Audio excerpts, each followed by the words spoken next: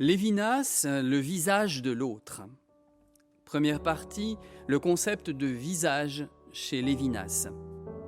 Le philosophe Emmanuel Lévinas, 1905-1995, est issu de la tradition juive. Son œuvre, écrite en français, est une des plus importantes du XXe siècle. Sa philosophie est centrée sur l'éthique. Il pense le rapport à l'autre et le concept de visage est au cœur de sa pensée. Mettons-nous en situation. Vous marchez. Quelqu'un vient vers vous dans l'autre sens. Une vague inquiétude vous étreint. Vais-je le regarder en face ou bien baisser les yeux ? Le premier contact avec autrui s'établit par le visage. Mais lorsqu'il parle du visage, Lévinas n'évoque jamais les traits particuliers du visage de quelqu'un. Le visage désigne pour lui une idée générale. Il écrit « le visage parle ». Que dit-il ? Le « tu ne tueras point » est la première parole du visage. Or, c'est un ordre. Il y a dans l'apparition du visage un commandement, comme si un maître me parlait. Le visage fait donc appel à moi, à ma responsabilité éthique. Je cite encore, « Le visage s'impose à moi sans que je puisse rester sourd à son appel, ni l'oublier. Je veux dire, sans que je puisse cesser d'être responsable de sa misère. » Fin de citation. Pourquoi Lévinas parle-t-il de misère ? Parce que, je cite, « il y a dans le visage une pauvreté essentielle. Le visage est exposé, menacé. Le visage nous interdit de tuer. » Fin de citation. Quel effet le visage d'autrui produit-il encore sur moi ? L'autre est ce que je ne suis pas. Pour aller vers lui, il est nécessaire que je me détourne de moi-même. Faire l'expérience de l'autre ne doit pas être un retour au même. Cette expérience est celle de l'amour du prochain.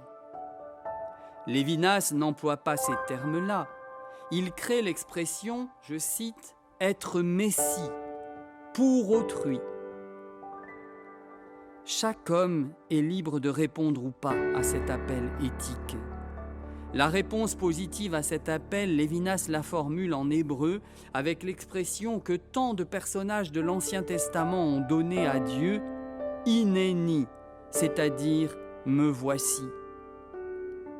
Car pour lui, voir le visage d'autrui, c'est en même temps entrer en contact avec l'infini dont il porte la trace. C'est par l'éthique que, je cite, « Dieu vient à l'idée ». C'est le titre d'un des ouvrages de Lévinas. Selon lui, je cite, « Dans l'accès au visage, il y a certainement aussi un accès à l'idée de Dieu. » Partie 2, l'efficience du concept. Le concept lévinassien du visage est doublement libérateur. Premièrement, pour celui qui est regardé. Si l'on a bien compris le concept, on a saisi qu'il libère de l'importance donnée généralement à l'apparence. Je cite Lévinas. « D'ordinaire, on est un personnage. On est professeur à la Sorbonne, vice-président du Conseil d'État, fils d'un tel. Tout ce qui est dans le passeport, la manière de se vêtir, de se présenter.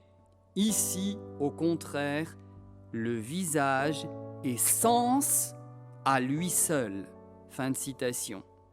Je rappelle, je cite, « Le visage est ce dont le sens consiste à dire « tu ne tueras point ». Fin de citation.